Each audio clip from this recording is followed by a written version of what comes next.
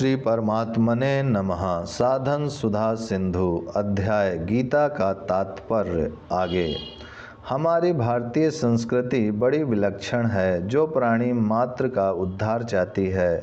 राजस्थान में मैंने देखा कि जब किसान लोग खेती करते हैं तब पहले वे भगवान से प्रार्थना करते हैं कि पशुओं के भाग का, पक्षियों के भाग का, चीड़ी कमेड़ी के भाग का, अटाऊ बटाऊ के भाग का हमें देना महाराज। तात्पर्य है कि खेती केवल हमारे लिए नहीं है, प्रत्येतु सबके लिए है। जब खेती पकती है तब जो फल सबसे पहले आता है उसको पहले अपने काम में नहीं लेते, पहले उसको मंदिर में या ब्राह्मणों अथवा साधुओं के पास भेजते हैं, फिर उसको काम में लेते हैं। ऐसे ही रसोई बनती है तो पहले अतिथि आदि को देकर फिर भोजन करते हैं।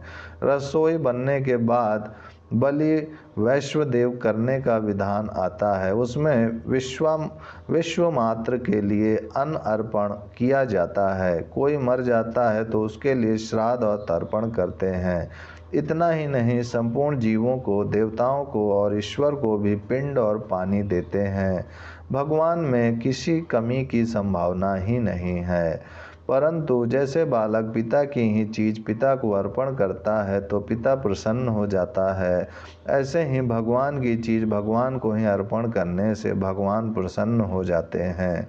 समुद्र को भी जल देते हैं और सूर्य को भी दीपक दिखाते हैं, आरती करते हैं। क्या समुद्र में जल की कमी है? सूर्य में प्रकाश की कमी है?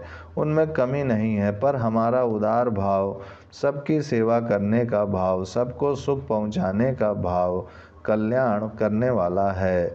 इसी बात को गीता ने सर्वभूत हिते रता पदों से कहा है। सबको देने के बाद जो शेष बचता है वह यज्ञ शेष कहलाता है।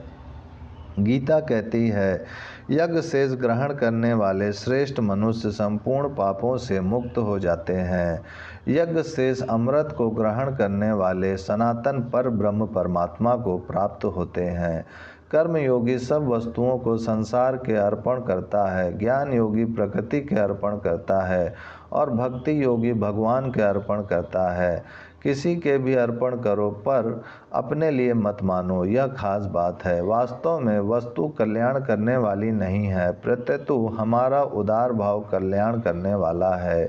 यदि वस्तु कल्याण करने वाली हो तो लखपति, करोड़पति या अरबपति तो अपना कल्याण कर लेंगे, पर साधारण आदमी अपना कल्याण नहीं कर सकेगा।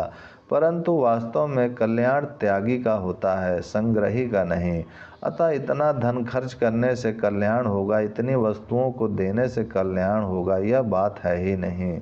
कल्याण हमारे इस भाव से होगा कि सबका हित हो जाए, सब सुखी हो जाएं।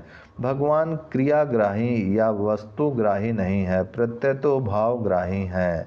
इसलिए हर एक काम में परहित का भाव रखें। इसमें खर्चा तो बहुत थोड़ा है, पर लाभ बड़ा भारी है। थोड़ा खर्चा यह है कि कोई अभावग्रस्त सामने आ जाए तो उसको थोड़ा सा अन्न दे दो, थोड़ा सा जल दे दो, थोड़ा सा वस्त्र दे दो, थोड़ा सा आश्रय दे दो, उसकी थोड़ी सी सहायता कर दो। कभी खुद भूखे रहकर दूसरे को भोजन देने का मौका भी आ जाए तो कोई बात नहीं। हम एकादशी व्रत करते हैं तो उस दिन भूखे रहते ही हैं।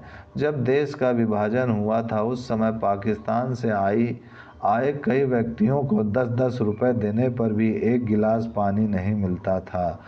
अतः सब समय अन्न जल का मिलना कोई हाथ की बात नहीं है, कभी भूखा प्यासा रहना ही पड़ता है। यदि दूसरे के हित के लिए भूखे प्यासे रह जाएं तो कल्याण हो जाए। इस प्रकार जो कुछ किया जाए सबके हित के लिए किया जाए। कोई किसी भी धर्म, संप्रदाय, मत, मतांतर, वर्ण, आश्रम आदि का हो, जो पक्षपात न रखकर सबके हित का भाव रखता है उसका कल्याण हो जाता है। यह अपना है और यह पराया है, इस प्रकार का भाव संकुचित हृदय वाले मनुष्य करते हैं। उदार हृदय वाले मनुष्यों के लिए तो संपूर्ण विश्व ही अपना कुटुंब है। तात्पर्य है कि उदार भाव वाले मनुष्य संपूर्ण कार्य विश्वमात्र के हित के लिए ही करते हैं। रामायण में आया है, उमा संत कई ही बड़ाई, मंद करत जो करई भलाई। जो अपना बुरा करता है उसका भी संत लोग भला ही करते हैं। भगवान राम अंगद को रावण के पास भेजते हैं। समय कहते हैं कि शत्रु से इस तरह बात करना जिससे हमारा काम सीता जी की प्राप्ति भी हो जाए और उसका हित भी हो। काजू हमार तासो हित होई, रिपु सन करे हूँ बत कहीं सोई। मनुष्यों में ऐसा उदार भाव त्याग से आता है, इसलिए गीता में त्याग की बड़ी महिमा है। त्याग से तत्काल शांति मिलती है। त्यागा शांति निरंतरम। मनुष्य मल मूत्र जैसी वस्तु का भी त्याग करता है तो उसको एक शांति मिलती है, चित्त में प्रसन्नता होती है, शरीर हल्का हो जाता है, निरोगता आ जाती है।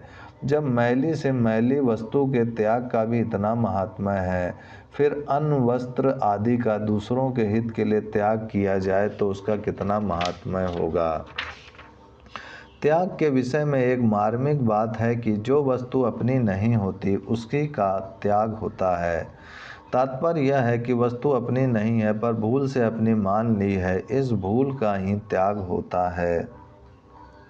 जैसे जब हम मनुष्य शरीर में आए थे तब अपने साथ कुछ नहीं लाए थे, शरीर भी माँ से मिला था, और जब हम जाएंगे तब अपने साथ कुछ नहीं ले जाएंगे, परंतु यहाँ की वस्तुओं को अपनी मानकर हम उसके मालिक बन जाते हैं। अतः उन वस्तुओं का मन से त्याग करना है कि ये हमारी नहीं है, प्रत्यतु सबकी है, जो कि वास्तविकता है।